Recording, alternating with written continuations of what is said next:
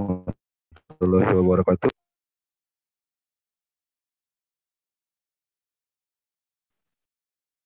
Waalaikumsalam warahmatullahi wabarakatuh. Waalaikumsalam warahmatullahi wabarakatuh. Waalaikumsalam warahmatullahi wabarakatuh.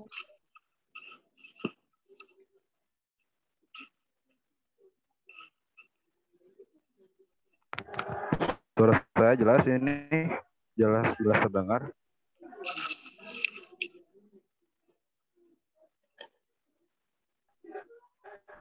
Oke, kita mulai aja ya. Bismillahirrahmanirrahim. Alhamdulillahirabbil alamin. Wassalatu wassalamu ala asrofil mursalin. Dipanjatkan kehadirat Allah Subhanahu wa taala karena atas berkat rahmat karunia-Nya kita dapat berkumpul di Zoom ini melalui karena itu ilmu agama.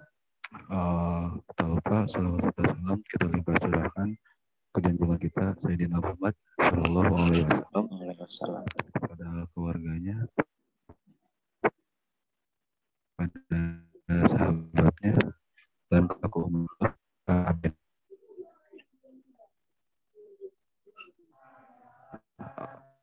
Halo, apakah suara saya terdengar jelas? Terdengar, tapi rada itu agak putus-putus ya.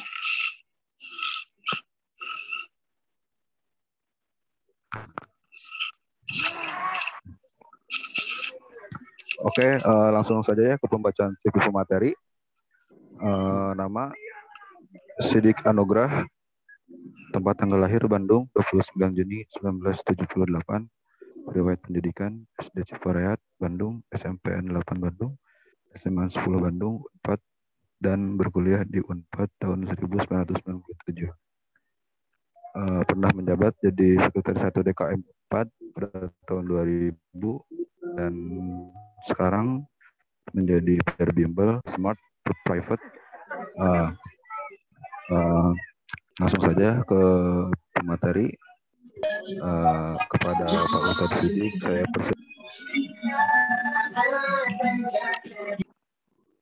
Ini suara saya kedengaran nggak?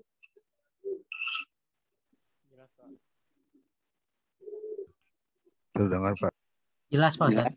Jelas ya. Langsung dimulai ya, ini teh.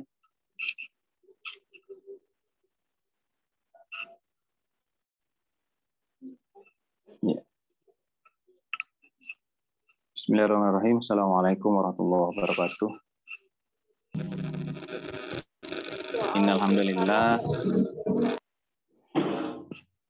Innalhamdulillah nahmaduhu wa nasta'inuhu wa nastaghfiruh wa na'udzu billahi min syururi anfusina was sayyiati a'malina may yahdihillahu fala mudhillalah wa ma yudlilhu fala hadiyalah. Asyhadu an la ilaha illallah wahdahu la syarikalah wa asyhadu anna Muhammadan abduhu wa rasuluhu la nabiyya ba'dah.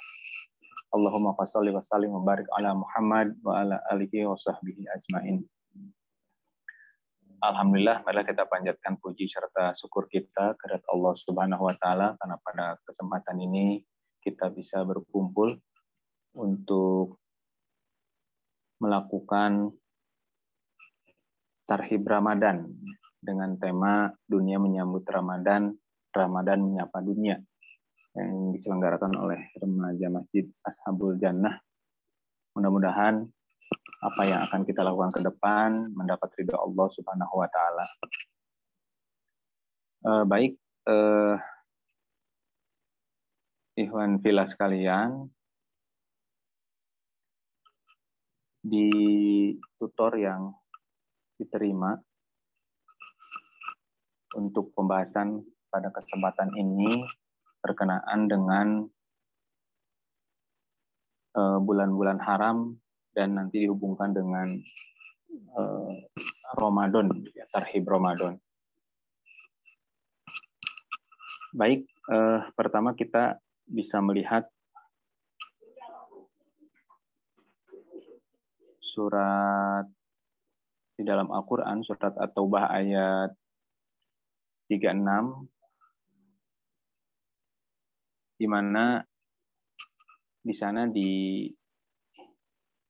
dijelaskan bahwasanya sesungguhnya Allah Subhanahu wa taala telah berfirman, sesungguhnya bilangan bulan pada sisi Allah adalah 12 bulan. Dalam ketetapan Allah di waktu Dia menciptakan langit dan bumi. Di antaranya 4 bulan haram, itulah ketetapan agama yang lurus. Maka janganlah kamu menganiaya diri kamu dalam bulan yang 4. Jadi dari 12 bulan yang Allah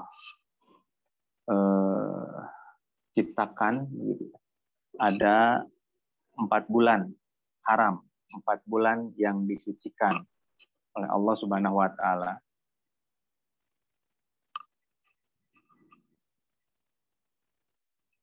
Nah, 4 bulan ini apa saja?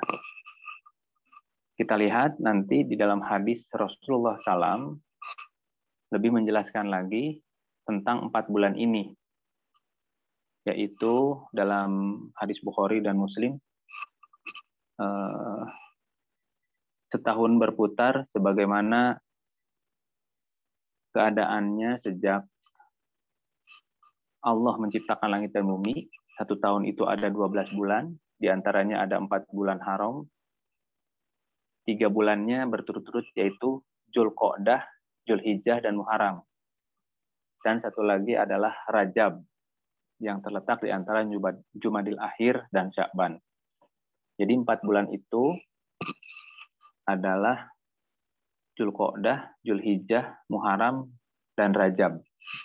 Di mana di bulan-bulan ini kita diperintahkan agar senantiasa menjaga ketaatan kita kepada Allah Subhanahu wa taala dan sebisa mungkin untuk tidak menganiaya diri kita di hadapan Allah Subhanahu wa taala. Karena memang itulah perintah dari Allah Subhanahu wa taala untuk menyikapi 4 bulan haram ini. 4 bulan yang disucikan oleh Allah Subhanahu wa taala. Jadi intinya jangan sampai kita menganiaya diri kita sendiri dengan melakukan berbagai macam pelanggaran, berbagai macam kemaksiatan kepada Allah Subhanahu wa taala. Kalau kita lihat di dalam 4 bulan ini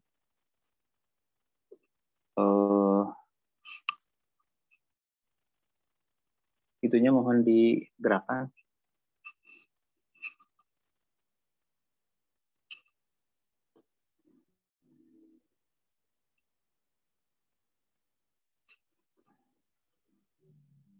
Di dalam bulan-bulan haram ini ada peristiwa-peristiwa di mana peristiwa-peristiwa di bulan haram ini menjadikan ibroh bagi kita semua. Yang pertama ada Isra Mi'raj di bulan Rajab, ya. Di mana dalam Isra Mi'raj ini pertama kalinya Allah Subhanahu wa taala mewajibkan kepada kita semua sebagai makhluknya untuk melaksanakan sholat. Kemudian ada 10 hari pertama di bulan Dzulhijjah, di mana 10 hari pertama di bulan Dzulhijjah ini merupakan hari terbaik untuk melakukan ibadah kepada Allah Subhanahu wa taala, karena setelah melakukan ibadah terbaiknya di 10 hari pertama di bulan Dzulhijjah ini nanti diakhiri dengan ibadah haji dan dilakukannya Idul Adha, di mana di sana nanti ada aktivitas puasa Arafah, pemotongan hewan kurban, dan perayaan hari tasyrik. Kemudian juga Nabi Musa dimenangkan dari Fir'aun pada tanggal 10 Muharram. Jadi itulah peristiwa-peristiwa di bulan haram yang berhubungan dengan 4 bulan haram yang Allah sucikan. Yang intinya di dalamnya harus kita isi dengan aktivitas-aktivitas yang tidak menganiaya diri kita. Artinya kita memperkuat ketakwaan kita kepada Allah Subhanahu wa taala. Nah, kemudian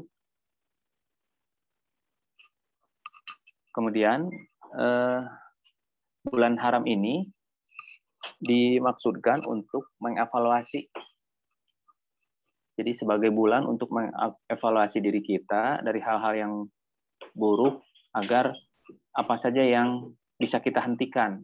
Karena selama ini pasti manusia akan melakukan kesalahan dan kesalahan itu adalah kesalahan yang senantiasa manusia lakukan. Jadi di bulan haram ini diharapkan bisa mengevaluasi diri agar bisa menghentikan kemaksiatan, keburukan yang dilakukan. Kemudian juga bulan-bulan haram ini merupakan tempat kita untuk bertaubat kepada Allah Subhanahu wa taala. Untuk senantiasa banyak beristighfar kepada Allah Subhanahu wa taala. Dan kemudian juga kalau kita lihat di dalam kitab Bidayatul Hidayah karangan Imam Al-Ghazali, ternyata di bulan haram ini sebisa mungkin agar meninggalkan larangan. Karena meninggalkan larangan itu jauh lebih sulit. Biasanya kalau melakukan amal ketaatan itu lebih bisa dilakukan, tapi untuk meninggalkan larangan itu cukup sulit. Kenapa? Karena hawa nafsu kita yang kita miliki senantiasa ada pada diri kita yang harus kita kendalikan terus-menerus. Dan itu hanya bisa kita lakukan ketika kita memang mudah-mudahan digolongkan kepada orang-orang yang siddiqin, ya. Artinya orang-orang yang senantiasa menjalani kehidupannya dengan kebenaran. Nah, kemudian di bulan-bulan haram ini ibadah yang sangat banyak dicontohkan oleh Rasulullah adalah ibadah saum, ya. Jadi ibadah saum sunnah yang dilakukan di bulan-bulan haram ini merupakan ibadah yang banyak dicontohkan oleh Rasulullah SAW. Kenapa? Karena ibadah saum ini adalah ibadah yang mengendalikan hawa nafsu, mengendalikan semua keinginan-keinginan yang berlebihan. Sehingga dengan dikendalikannya hawa nafsu kita akan lebih cenderung kepada perbuatan-perbuatan untuk melaksanakan ketaatan-ketaatan kepada Allah Subhanahu wa taala. Biasanya memang kalau orang-orang yang saum lebih mudah ya untuk melakukan kebaikan-kebaikan dan lebih bisa menjaga diri dari perbuatan-perbuatan yang mengundang murka Allah Subhanahu wa taala. Ikhwan fillah sekalian, berkenaan dengan ibadah saum ini, beberapa hari lagi kita akan memasuki bulan Ramadan, begitu ya. Memasuki bulan Ramadan mungkin menjadi pertanyaan bagi kita, begitu ya. Allah mensucikan 4 bulan, tetapi Ramadan tidak dimasukkan, begitu ya. Kalau dalam surat At-Taubah tadi. Tapi Ramadan disimpan khusus, begitu ya.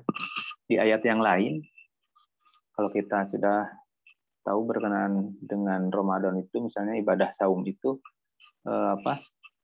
dalam surat Al-Baqarah ya, ya ayyuhalladzina amanu kutiba alaikumus syiyam kama kutiba alal ladzina min qablikum la'allakum tattaqun. Jadi ibadah saum, terutama saum wajib di bulan Ramadan, begitu ya. Ini menjadi spesial. Jadi bulan Ramadannya itu menjadi spesial karena ada aktivitas saum, kewajiban saum bagi umat Islam selama 1 bulan di bulan Ramadan. Sehingga Ramadan menjadi bulan yang istimewa, begitu ya. Bulan yang nanti oleh Rasulullah sendiri jadi disebut sebagai bulan yang penuh berkah, bulan yang agung. Karena memang banyak kebaikan-kebaikan yang terkandung di dalam bulan Ramadan itu, begitu. Nah, jadi kenapa tidak dimasukkan ke dalam 4 bulan haram, karena memang di dalam ayat Al-Quran itu tidak tercantum Ramadan begitu ya. Di dalam hadis ya, di dalam hadis tidak tercantum Ramadan. Tetapi di hadis yang lain ternyata Ramadan menjadi salah satu bulan yang diharapkan oleh seluruh umat Muslim karena memang kebaikan-kebaikan yang ada di dalamnya. Kalau kita lihat hadis riwayat Ahmad dan Nasai ya, Rasulullah SAW bersabda ketika Ramadan menjelang, sungguh telah datang bulan Ramadan yang penuh keberkahan. Jadi keberkahan itu senantiasa membawa kebaikan, begitu ya.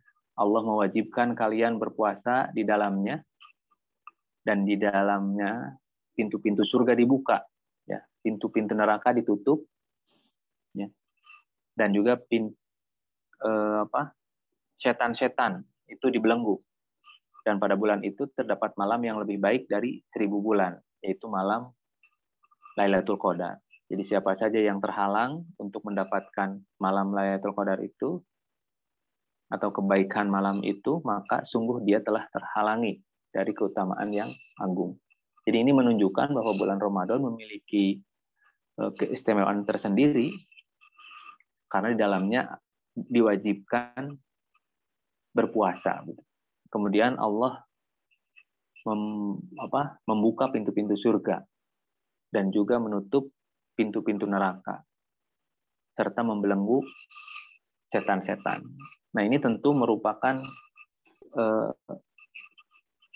indikasi bagi kita bahwa Allah Subhanahu wa taala memang menjadikan bulan Ramadan ini sebagai bulan yang penuh dengan keberkahan.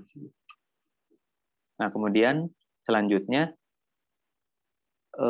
kenapa Ramadan ini senantiasa menjadi bulan yang penuh keberkahan, membawa kebaikan? Ternyata memang ada beberapa peristiwa besar di bulan Ramadan ya. Dan banyak sekali sebetulnya, tapi yang ditampilkan di sini beberapa saja. Pertama, pembebasan Mekah pada tanggal 10 Ramadan 8 Hijriah. Ya, jadi ketika itu Rasulullah melakukan Futuh Mekah. Ketika Rasulullah telah memimpin menjadi seorang pemimpin negara di Madinah, kemudian melakukan Futuh Mekah pada tanggal 10 Ramadan 8 Hijriah. Dan ini merupakan peristiwa yang sangat luar biasa begitunya. Nabi Muhammad SAW bisa melakukan menundukkan Mekah tanpa peperangan. Inilah keberhasilan yang luar biasa yang pernah dicontohkan oleh Rasulullah SAW. Kemudian di bulan Ramadan juga merupakan bulan diturunkannya permulaan Al-Quran. Jadi ketika Al-Quran itu diturunkan di bulan Ramadan, akhirnya bulan Ramadan menjadi bulan yang mulia. Biasanya kalau berhubungan dengan Al-Quran, pasti yang berhubungan tadi akan dimuliakan oleh Allah Subhanahu wa taala. Karena Al-Qur'an turunnya di bulan Ramadan, akhirnya Ramadan ya yang menjadi mulia. Begitupun mungkin kita semua ketika mencintai Al-Qur'an, maka yang mencintai Al-Qur'an akan Allah muliakan mereka. Jadi biasanya kalau yang berhubungan dengan Al-Qur'an pasti akan dimuliakan oleh Allah Subhanahu wa taala. Kemudian di bulan Ramadan juga ada yang namanya Perang Badar. Perang pertama yang besar yang dimenangkan oleh kaum muslimin pada waktu itu. Itu terjadi 2 Ramadan, 2 Hijriah. Kemudian peristiwa Tabuk ya. Jadi Rasulullah menguasai Tabuk pada waktu itu. Kalau di dalam sirah Nabawiyah ada istilah perang Tabuk begitu ya. Nah, tapi perang ini tidak terjadi pertempuran. Karena pasukan Romawi pada waktu itu mengundurkan diri ya.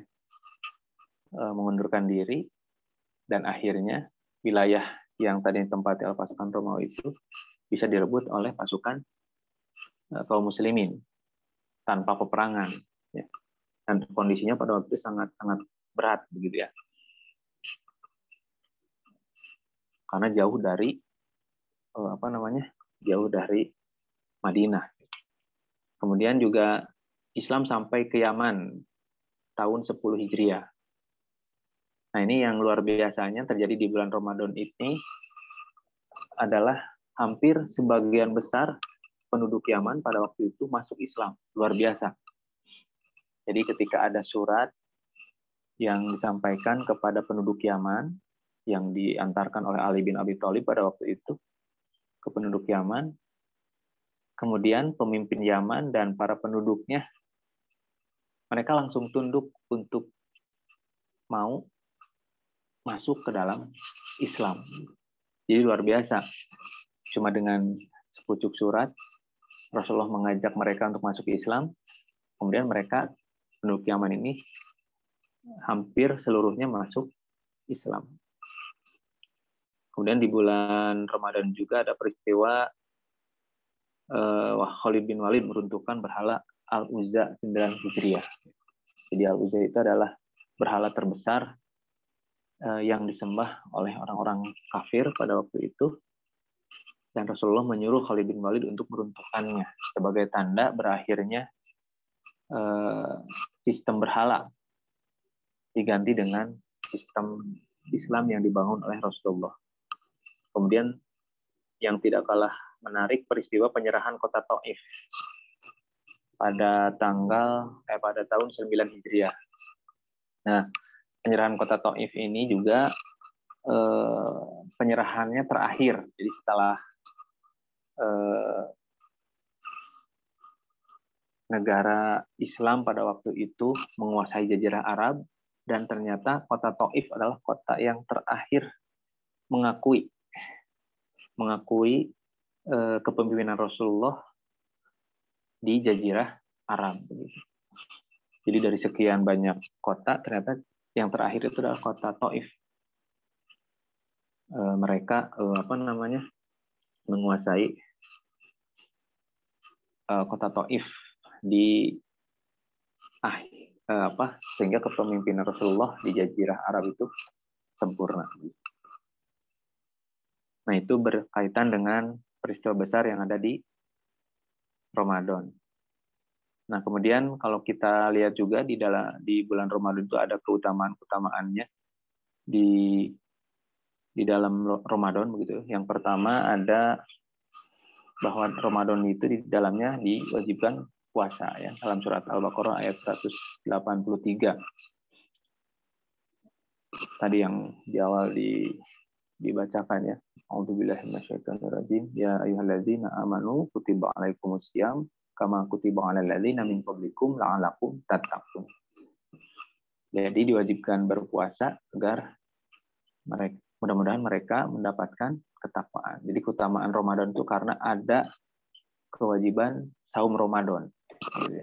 Kemudian yang kedua, keutamaannya itu memang di bulan Ramadan itu diturunkannya Al-Quran. Di ayat selanjutnya ya, 185 surat Al-Baqarah. Syahrul Ramadan alladzi unzila fihil Qur'an hudal linnasi wa bayyinatin minal huda wal furqan. Ya, jadi memang keutamaan Ramadan itu adalah di bulan itu diturunkannya Al-Quran. Nah, kemudian yang ketiga, keutamaannya itu adalah bulan pengampunan dosa. Rasulullah pernah bersabda, siapa saja yang berpuasa pada bulan Ramadan karena iman dan mengharap pahala akan diampuni, ya, diampuni dosa-dosanya yang telah lalu. Hadis riwayat Bukhari dan Muslim.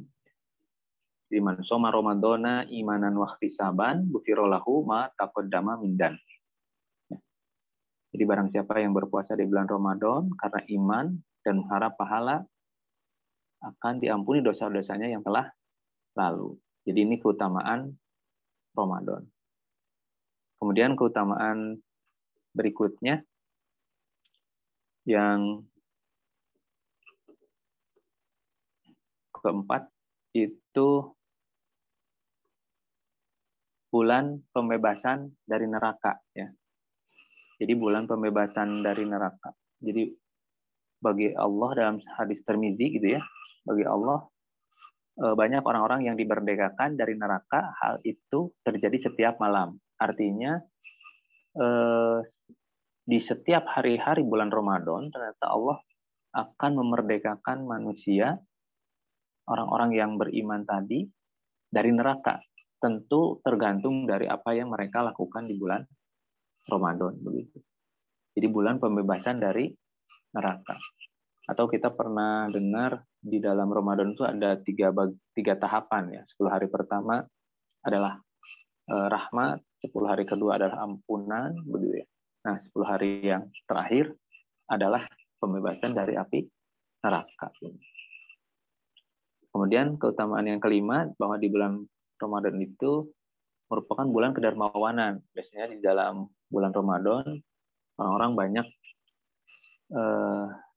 memberikan hartanya di jalan Allah. Kalau kita lihat hadis riwayat Bukhari Muslim, Rasulullah adalah orang yang paling dermawan. Beliau lebih dermawan lagi pada bulan Ramadan. Karena memang di bulan Ramadan ini dilipat gandakan kebaikan-kebaikan yang ada di bulan Ramadan. Seperti melakukan aktivitas yang sunnah itu pahalanya sama dengan yang wajib. Melakukan yang wajib, pahalanya dilipat gandakan. Nah, dari 10 sampai 700 kali begitu ya. Jadi apalagi kalau yang sunnah saja begitu, apalagi yang wajib. Dan tentunya kita tidak boleh menyia-nyiakan bulan Ramadan dengan keutamaan-keutamaan yang tadi sudah disampaikan. Kemudian ada lagi keutamaan yang lainnya, yaitu di bulan itu pintu-pintu surga dibuka, pintu-pintu neraka ditutup, dan setan-setan dibelenggu. Jadi Allah Subhanahu wa Ta'ala memberi kesempatan kepada kita agar kita bisa senantiasa mengerjakan amalan-amalan yang sampai kepada surganya Allah Subhanahu wa Ta'ala, dan menjauhi betul aktivitas-aktivitas yang bisa membawa murka Allah Subhanahu wa Ta'ala. Dan sebetulnya di bulan Ramadan sangat jarang ya aktivitas-aktivitas yang mengundang murka Allah Subhanahu wa Ta'ala, karena suasananya sudah menjadi suasana yang penuh dengan keberkahan tadi. Nah, kemudian keutamaan yang selanjutnya adalah bulan pengabulan doa ya. Jadi doa-doa yang kita panjatkan dalam kehidupan kita ternyata di Ramadan lah Allah kabulkan begitu.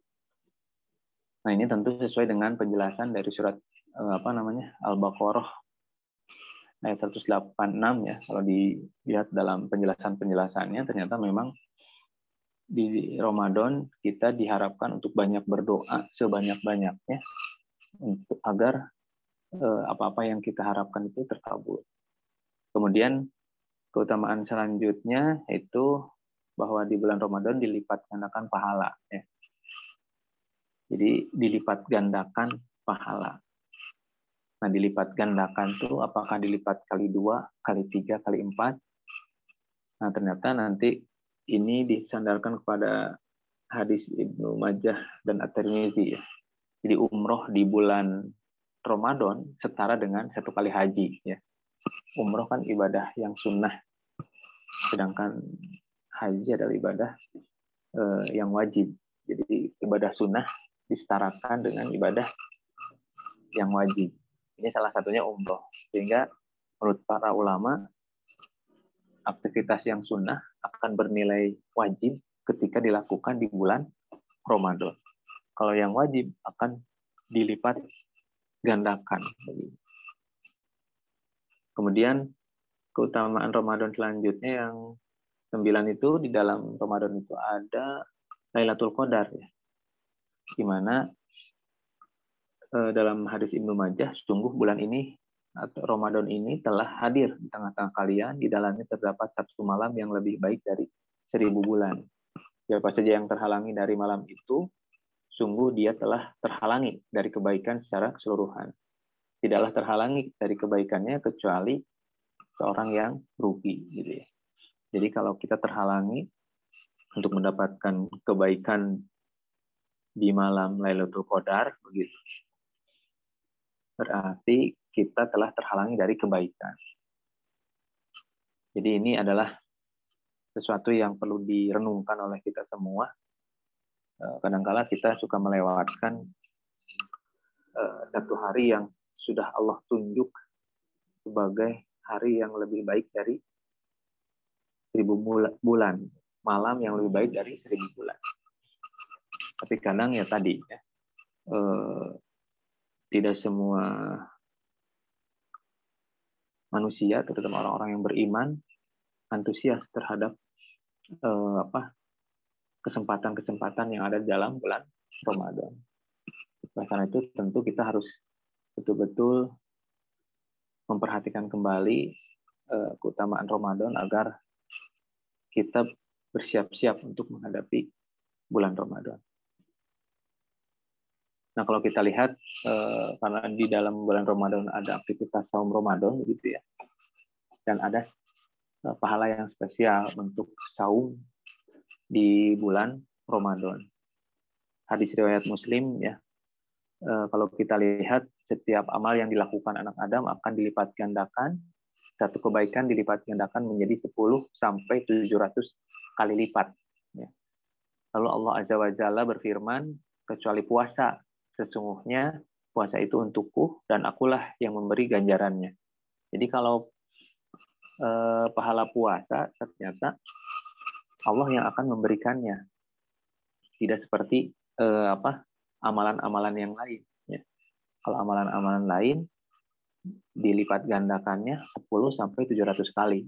Sedangkan puasa itu Allah yang memberikan ganjarannya. Jadi kalau melihat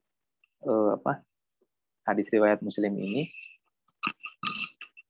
kita bisa membayangkan ketika kita melakukan saum Ramadan dengan penuh keimanan, Allah akan melipat gandakannya, kemungkinannya akan lebih dari 700 kali begitu.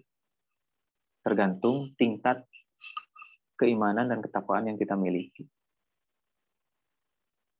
Nah, tentu inilah yang menjadi semangat bagi kita memasuki bulan Ramadan gitu ya. Dilanjut aja. Nah, kemudian persiapan apa yang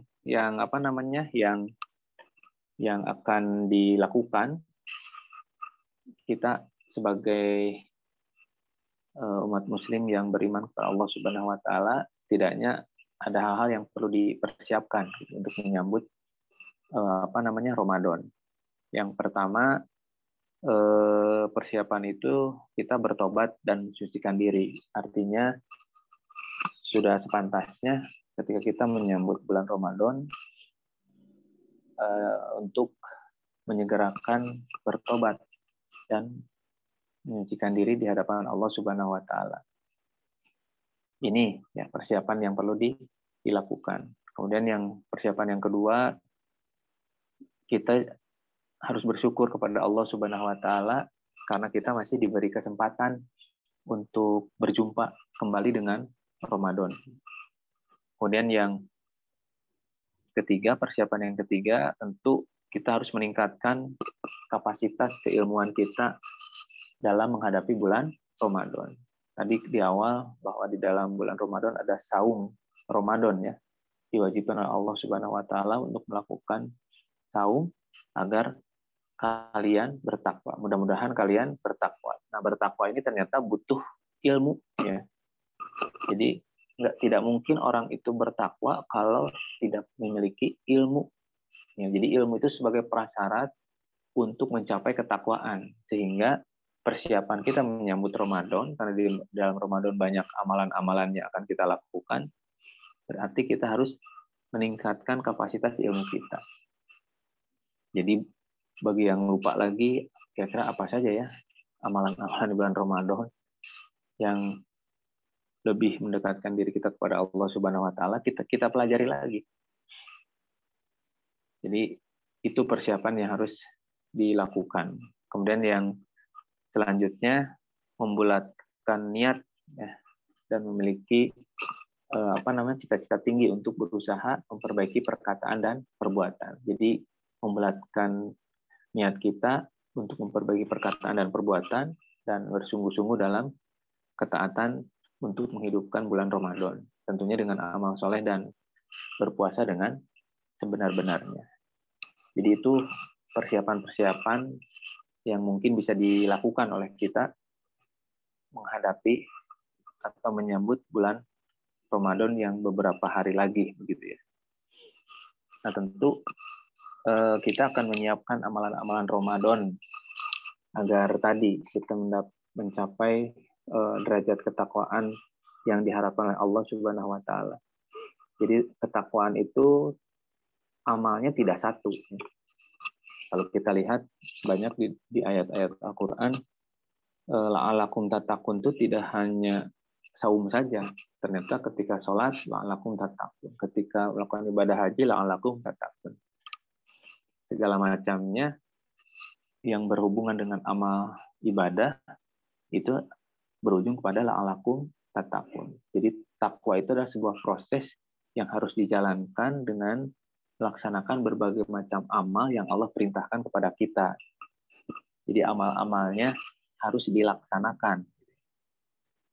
Jadi tidak bisa ketika kita mengharapkan hanya dari satu jenis amal saja. Nah, mudah-mudahan dengan saum bisa langsung jadi orang bertakwa. Ya, saumnya dilakukan, tapi yang lainnya tidak dilakukan. Misalnya sholatnya tidak dilakukan, ya. Ini tentu tidak mengarah kepada la'alakum tattaqun tadi. Ya. Nah, amalan-amalan Ramadan ini ada banyak begitu ya. Yang pertama tentu saum Ramadan, ya. Karena itu merupakan saum wajibnya. Ya. Jadi di bulan Ramadan kita hanya dibolehkan untuk melakukan saum Ramadan, saum wajib, tidak boleh melakukan saum sunnah. Jadi tidak ada saum sunnah di bulan Ramadan. Kemudian biasanya ada sholat, ya. Nah, sholat macam-macam, ada sholat sunnahnya, ada sholat wajibnya. Kalau sholat wajib jelas harus dilaksanakan, sholat yang 5 waktu. Kemudian sholat tarawih terutama ya, yang menjadi perbedaan dengan sholat-sholat malam lainnya di bulan-bulan yang lain. Nanti di bulan Ramadan ada yang namanya sholat tarawih. Ya. Jadi sholat tarawih adalah sholat sunnah yang kalau dikerjakan betul-betul karena Allah, insya Allah akan menghapuskan dosa-dosa kita yang terdahulu. Kemudian juga amalan Ramadan itu sedekah, gitu ya. Artinya tidak hanya sedekah harta sebetulnya, bisa sedekah ilmu, bisa sedekah tenaga, bisa sedekah apa saja sebetulnya yang mendatangkan ridha Allah Subhanahu wa taala. Jadi ini yang harus diperhatikan. Ya. Kayak senyum juga kan merupakan sedekah. Kita memiliki sikap ramah kepada saudara-saudara kita juga sedekah. Nah, itu bisa kita lakukan di bulan Ramadan. Kemudian ada aktivitas zakat ya. Biasanya nanti ada zakat fitrah ya, zakat fitrah. Dan zakat, ada juga yang suka mengeluarkan zakat mal, ya, zakat hartanya. Ini juga menjadi bagian amalan Ramadan yang kalau ditunaikan tadi pahalanya berlipat-lipat gitu. Kemudian juga ada itikaf ya. Itikaf berdiam diri di masjid dengan melakukan berbagai macam ketaatan kepada Allah Subhanahu wa taala. Ini juga bagian yang bisa melipat gandakan amalan-amalan di bulan Ramadan. Tentunya ketika beritikaf kita belajar biasanya di situ ya, belajar apa-apa yang ingin kita pelajari, membaca Al-Quran gitu ya, bahkan sholat sunnah, sholat hajat, beristighfar, kemudian berdoa, ingin mendapatkan pengharapan yang lebih baik dari Allah Subhanahu wa taala. kemudian juga bekerja begitu ya. Bagi para suami atau anak laki-laki yang bekerja, terutama untuk menghidupi keluarga, ini bagian yang luar biasa. Dalam hadis Rasulullah, orang yang bekerja untuk keluarganya adalah orang yang Allah muliakan, karena ada dosa yang tidak bisa dihapus dengan sholat, tapi hanya bisa dihapus dengan bekerja. Ya. Bekerjanya karena Allah. Jadi aktivitas bekerja untuk mencari nafkah keluarga, ternyata itu adalah aktivitas yang luar biasa, yang pahalanya ternyata lebih tinggi gitu ya dari amalan-amalan salah satunya sholat. Kemudian dakwah ya, mau tidak mau amalan Ramadan itu adalah berdakwah, mengajak manusia ke jalan Allah Subhanahu wa taala. Melakukan amar ma'ruf nahi mungkar, itulah amalan Ramadan yang harus senantiasa dipertahankan gitu ya. Dan lain-lainnya. Tentu banyak sekali amalan di bulan Ramadan yang mendatangkan ridho Allah Subhanahu wa taala. Artinya sebisa mungkin di bulan Ramadan kita menyibukkan diri untuk memperoleh amal-amal terbaik yang kita persembahkan kepada Allah Subhanahu wa taala, agar tadi targetan Ramadan la'allakum tattaqun itu tercapai. Jadi dengan di bulan Ramadan la'allakum tattaqun bisa tercapai, tentunya dilatihnya dengan berbagai macam amalan di bulan Ramadan tadi. Nah, sehingga nanti kita jangan sampai menjadi orang-orang yang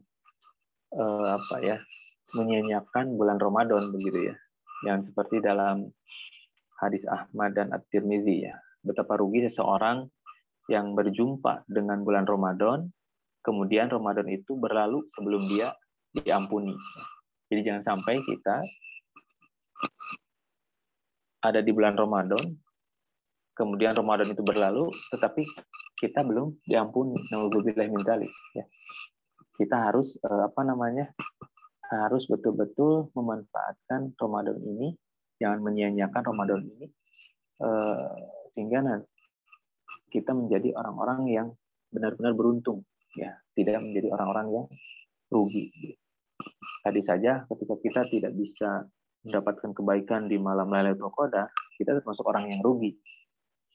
Artinya tidak mendapatkan kebaikan selanjutnya begitu ya. Apalagi sudah tidak mendapatkan kebaikan selanjutnya, kemudian kita belum diampuni oleh Allah Subhanahu wa taala. Tentu ini hal yang tidak kita inginkan. Nah, itu berkenaan dengan bulan-bulan haram dan bulan-bulan dan bulan Ramadan begitu ya. Di bulan Ramadan. Itu yang bisa disampaikan pada kesempatan ini. Kalau ada yang mau disampaikan atau ditanyakan, maka dipersilahkan. Saya kembalikan lagi kepada moderator.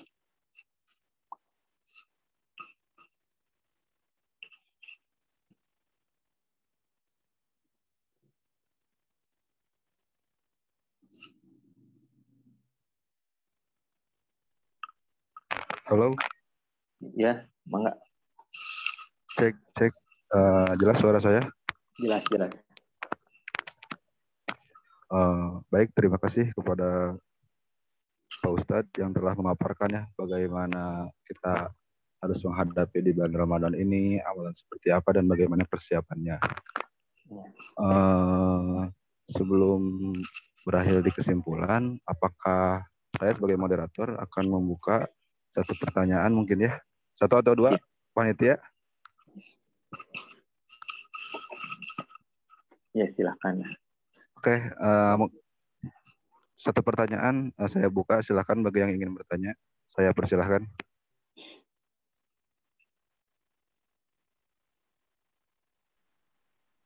Izin, Kang. Ya. bertanya. Ya, silakan.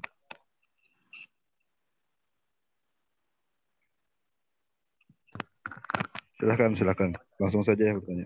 Boleh langsung. Ya. Begini, ketika bulan Ramadan, setan itu kan dibelenggu ya Pak Ustadz. Ya. Sedangkan yang mungkin banyak orang yang masih melakukan perbuatan maksiat di bulan Ramadan itu dikarenakan dorongan nafsu. Nah, yang jadi pertanyaannya itu sebenarnya lebih kuat nafsu kita atau godaan setan yang membuat kita berbuat maksiat itu Pak Ustadz? Coba Pak Ustadz. Ya. Turun Pak Ustadz. Iya. Langsung aja ya Jadi kalau berkenaan kuatan mana godaan setan dengan hawa nafsu begitu ya? Ya. Sebetulnya manusia secara fitrah punya punya hawa tadi ya, punya keinginan-keinginan. Cuma ketika keinginan ini dihembuskan oleh setan, sehingga kita melakukan perbuatan-perbuatan yang akhirnya menyimpang dari perbuatan yang diridhoi Allah, itulah yang disebut dengan maksiat, begitu ya, dengan perbuatan-perbuatan yang tercela, begitu. Sehingga kalau disebut kuat mana ya tergantung ketika hawa nafsu kita kendalikan. Jadi hawa nafsu itu memang ada di setiap di setiap manusia karena itu fitrah gitu ya, manusia punya itu. Cuma ketika hawa nafsu itu tidak kita kendalikan, maka yang terjadi adalah dikendalikannya oleh setan tadi, oleh bisikan-bisikan setan. Jadi contoh kita punya hawa nafsu berkenaan dengan ingin makan begitu ya. Jadi setiap orang kalau lapar pasti ingin makan. Ada keinginan untuk makan gitu ya, karena lapar. Cuma ketika kita mengendalikan rasa keinginan ingin makan itu dengan sesuai dengan fitrah, artinya dibimbing oleh nilai-nilai Islam, maka tentu kita akan mencari makanan yang baik ya. Tidak sembarang makanan kita makan. Kemudian makanan yang halal ya. Sudah baik halal gitu ya. Jadi makanannya bergizi segala macam, kemudian halal memang tidak dari hasil yang tidak baik begitu. Nah, itu bentuk dari hawa nafsu itu begitu. Ya. Jadi kalau dipengaruhi oleh bisikan setan tentu akan menjadi buruk. Tapi kalau hawa nafsu itu sesuai dengan fitrah, kemudian dibimbingnya oleh nilai-nilai Islam, insya Allah tidak akan terjadi perbuatan maksiat kepada Allah Subhanahu wa taala. Jadi kekuatan menjadi berbuat maksiat itu adalah tergantung dari pengendalian diri kita sejauh mana. Kitanya mampu nggak mengendalikan hawa nafsu kita gitu. Atau tidak. Kalau tidak mampu ya nanti dikalahkan oleh bisikan setan. Kalau bisikan setan dilakukan tapi kitanya mampu gitu ya mengendalikan hawa nafsu kita, berarti kita memang memiliki keimanan yang kuat ya. Ya salah satu yang bisa menjadi latihannya adalah memang kita melaksanakan berbagai macam ketaatan kepada Allah. Salah satunya saum Ramadan untuk mengendalikan itu. Tapi kadang ada pertanyaan, tapi di bulan Ramadan juga masih banyak yang berbuat maksiat. Itu kenapa? Padahal setan dibelenggu. Jadi bukan dalam pengertian setan-setan dibelenggu begitu ya oleh Allah, bukan, tapi setan itu tidak bisa berbuat apa-apa kepada orang-orang yang sedang melaksanakan ketaatan kepada Allah Subhanahu wa taala. Kalau kita saum itu kan dari mulai dari mulai fajar sampai maghrib begitu ya. Mau tidak mau di situ setan sulit untuk mengganggu kita gitu ya, karena kita sedang melakukan saum Ramadan, sedang menjalankan ketaatan kepada Allah Subhanahu wa taala. Jadi ketika saumnya setan nggak bisa berbuat banyak. Kemudian ketika buka di sana kita melakukan berbagai macam amalan ketaatan kepada Allah, setan juga tidak bisa banyak berkutik sebetulnya kalau kita menjalankan saum Ramadan dan amalan-amalan di bulan Ramadannya dengan baik. Tapi kalau kita melakukan saum Ramadan dan amalan-amalan di bulan Ramadannya asal-asalan, ya mau tidak mau itu akan beresiko kita bisa tergelincir, lakukan kelalaian yang akhirnya bisa bermaksiat kepada Allah Subhanahu wa taala. Begitu mungkin. Tadi yang bertanya siapa, Lu? Enggak. Ya, Pak Ustadz, atur nuhun Pak Ustadz. Ya. Baik, apakah ada lagi yang ingin bertanya?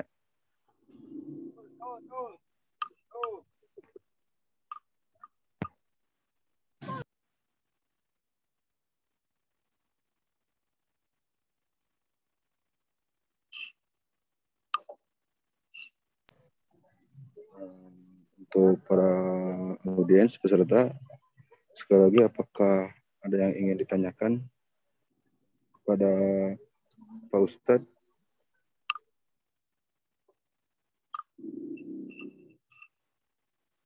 Nah, mungkin tambahan sedikit berkenaan dengan bulan Ramadan ya, terutama bulan Ramadan itu kan syahrul Ramadan allazi unzila fihil Qur'an. Jadi bulan diturunkannya Al-Qur'an. Sehingga kita di bulan Ramadan menyikapi Al-Qur'an itu harus dengan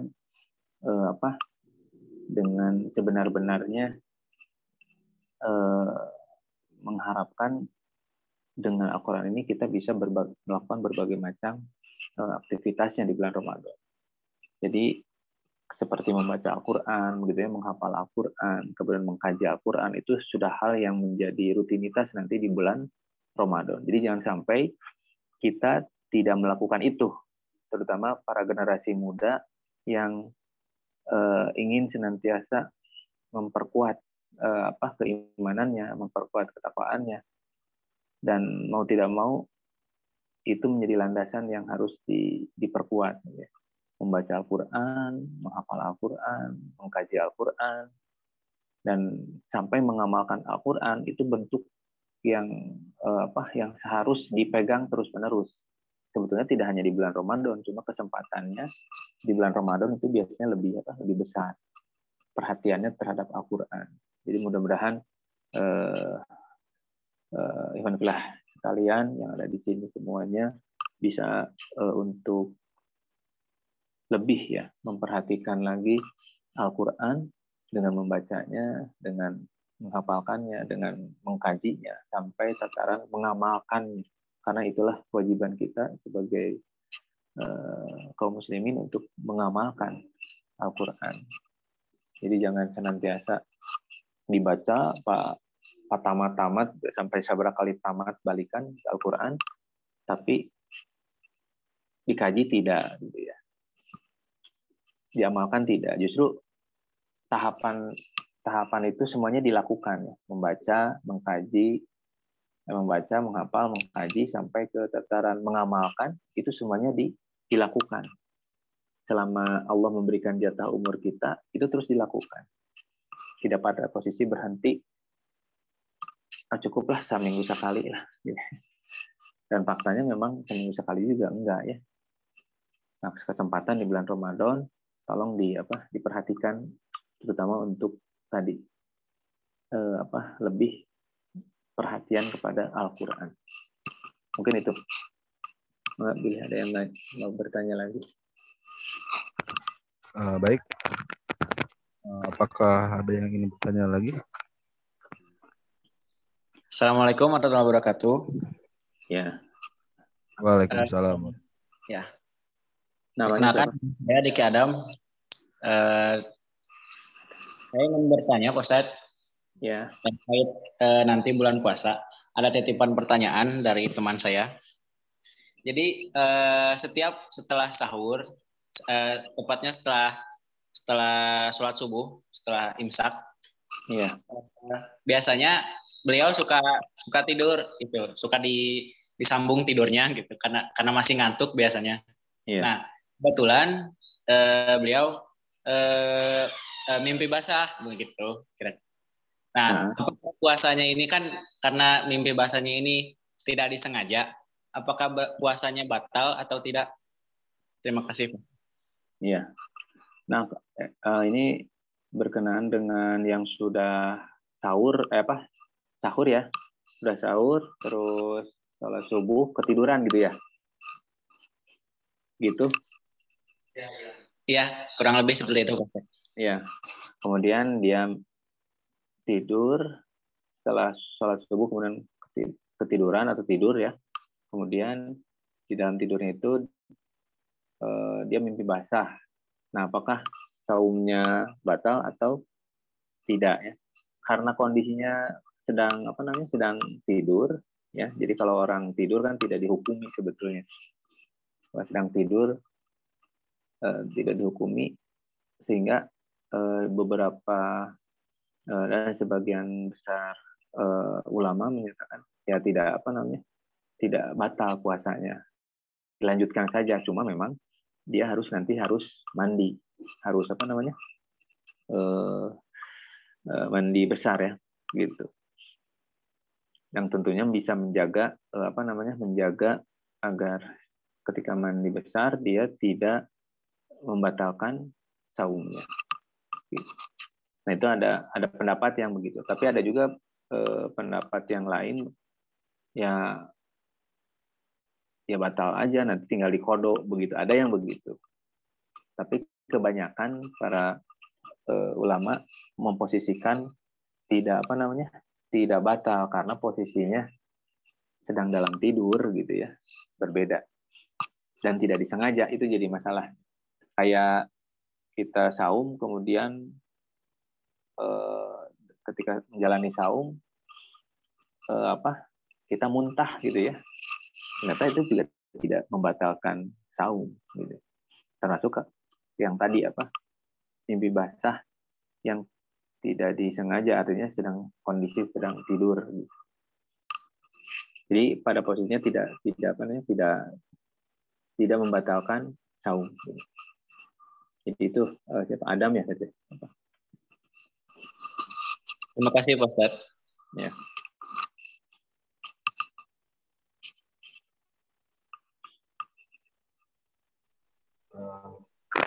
Baik, terima kasih kepada saudara Diki Adam yang telah bertanya.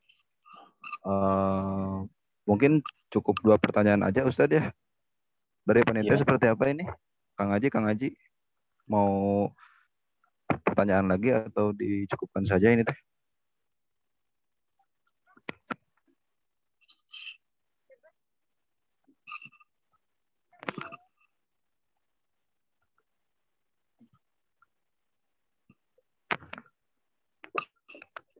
Mungkin dicukupkan saja mungkin ya Pak Ustadz.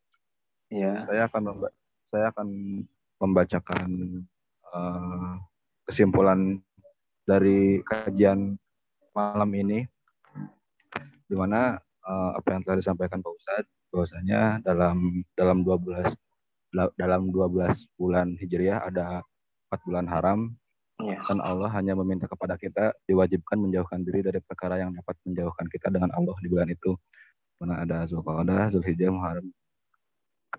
Dan adapun keutamaan di bulan Ramadan, yang pertama itu ada bulan yang diwajibkan berpuasa, bulan turunnya Al-Quran, bulan pengampunan dosa, bulan pembebasan dari neraka, bulan dilipat gandakan pahala, dan di dalam bulan Ramadan itu ada malam Lailatul Qadar. Segala macam amal di bulan Ramadan itu dilipat gandakan kecuali puasa, karena yang akan menerima puasa itu Allah sendiri gitu ya, yang akan memberikan ganjarannya. Teringat dalam hadis bahwa di surga itu ada 8 pintu dan salah satunya ada surga Ar-Rayyan. Surga Ar-Rayyan itu hanya dapat dimasuki oleh orang-orang yang berpuasa. Jadi maka dari itu benar dalam Al-Baqarah 183 bahwa tujuan orang berpuasa itu agar kamu bertakwa. Dan hadiah dari Allah ketika kita sudah bertakwa dan berpuasa adalah surga Ar-Rayyan. Mungkin sedikit menambahkan juga pembahasan bahwa ketika kita berbicara tentang berpuasa menurut Imam Al-Ghazali, puasa itu dibagi menjadi 3 ya Pak Ustadz. Ada puasa umum, puasa khusus, dan puasa khusus dari yang khusus. Di mana umum itu hanya menahan perkara lapar dan haus, sedangkan yang khusus itu bukan hanya menahan lapar dan haus, hawa nafsu, tapi menahan segala macam panca indera kita seperti penglihatan, pendengaran, ucapan itu dari hal-hal yang tidak bermanfaat gitu, Ustaz, ya. Dan semoga kita dapat berpuasa yang dikategorikan ini puasa khusus, bisa sebaik-baiknya puasa, sehingga kita dapat mendapatkan derajat ketakwaan. Mungkin closing statement dari saya, ciri beresnya seseorang mencapai nilai takwa ketika Ramadan adalah tidak menurunnya semangat dalam beribadah. Menurut Buya Arazi Hashim. Terima kasih banyak Pak Ustadz atas ilmunya, atas kajiannya. Semoga apa yang dipaparkan oleh Pak Ustadz dapat kita pahami, dapat kita jalankan, dapat kita implementasikan nanti di bulan Ramadan dan di bulan-bulan yang lainnya. Ustadz, ya. Amin. Terima kasih juga kepada Ashabul Jannah sebagai fasilitator, sebagai wadah yang telah memfasilitasi kita untuk terus berdiskusi, terus berbicara tentang Islam dan kajian-kajian Islam. Semoga para anggota Ashabul Jannah diistiqomahkan oleh Allah Subhanahu wa taala dan terus menjadi pejuang-pejuang di jalannya Allah Subhanahu wa taala. Amin. Mungkin dari saya mohon maaf apabila banyak kesalahan, dan kedua mohon maaf apabila saya keliru, harusnya tadi membaca Al-Quran dulu, akan tetapi semoga di halaqah ilmu ini tidak menurunkan keberkahan dari ilmu yang disampaikan oleh Pak Ustadz. Amin. Sekali lagi mohon maaf apabila saya selaku moderator banyak kesalahan. Terima kasih banyak juga buat Pak Ustadz Siddiq yang telah memaparkan ilmunya. Wassalamualaikum warahmatullahi wabarakatuh. Waalaikumsalam warahmatullahi wabarakatuh. Waalaikumsalam warahmatullahi wabarakatuh.